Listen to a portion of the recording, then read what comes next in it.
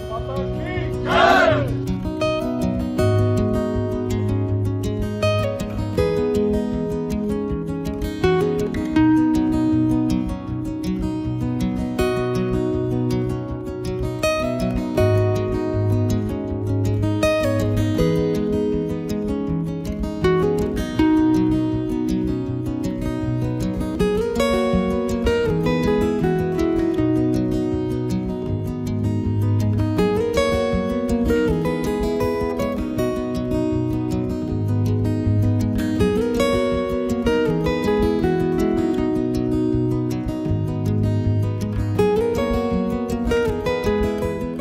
पूरे भारतवर्ष में 15 अगस्त स्वतंत्रता दिवस के अवसर पर एक राष्ट्रीय काल अपने प्रधानमंत्री मोदी जी का था कि हम एक पूरा लगभग पखवाड़ा जो 2 तारीख से शुरू होकर के 15 तारीख तक जारी है, उसी क्रम में 3 भागों में इसको बांटा गया था। जो दूसरा भाग अब 9 तारीख से लेकर के 14 तारीख तक चलना है, उसमें तिरंगा यात्रा जो कि पैदल यात्रा, साइकिल यात्रा, इसी सब का आह्वान किया गया था। उसी क्रम में आज हमने अपने मुख्यालय जो क्षेत्रीय मुख्यालय BSF भुज है, उससे एक तिरंगा यात्रा के लिए साइकिलोथॉन या साइकिल सवारों की एक टोली मैं अपने राष्ट्र ध्वज के साथ रवाना की थी, जो नगरीय क्षेत्रों में और कहते हैं ये खेती वाले क्षेत्र में होकर कोटकी रोड पर जाकर लगभग 10 किलोमीटर की यात्रा पूरी की। और हमने संदेश दिया है बात को कि आप इस तिरंगे की शान में जो आप आयोजन कर सकते हैं, जो हर्षोल्लास, जो प्रेरणा दे सकते हैं, वैसा कार्यक्रम करें। आज हमारे साथ हमारे कार्यक्रम में मैं स्वयं के अतिरिक्त हमारे सारे अधिकारीगण, अधीनस्थ अधिकारी और जवान शामिल हुए और इसका सफल आयोजन किया गया। हम आपका भी धन्यवाद करते हैं मीडिया कर्मियों का जो हमारे इस आयोजन में आप शामिल हुए। मैं सभी भारतवासियों के लिए शुभकामना करता हूं कि आने वाला स्वतंत्रता दिवस उनके लिए बहुत बहुत शुभ, लाभकारी और प्रेरणादायक।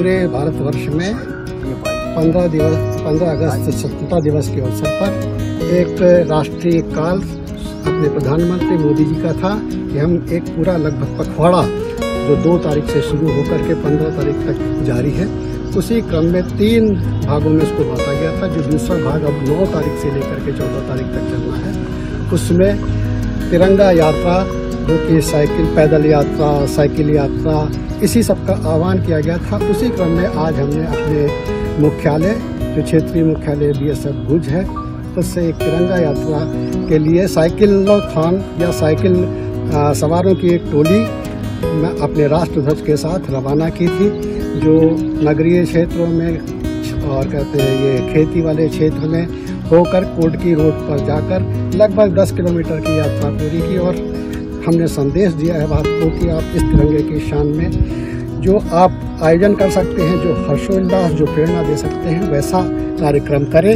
आज हमारे साथ हमारे कार्यक्रम में मैं स्वयं के अतिरिक्त हमारे सारे अधिकारीगण, अधीनस्थ अधिकारी और जवान शामिल हुए और इसका सफल आयोजन किया गया।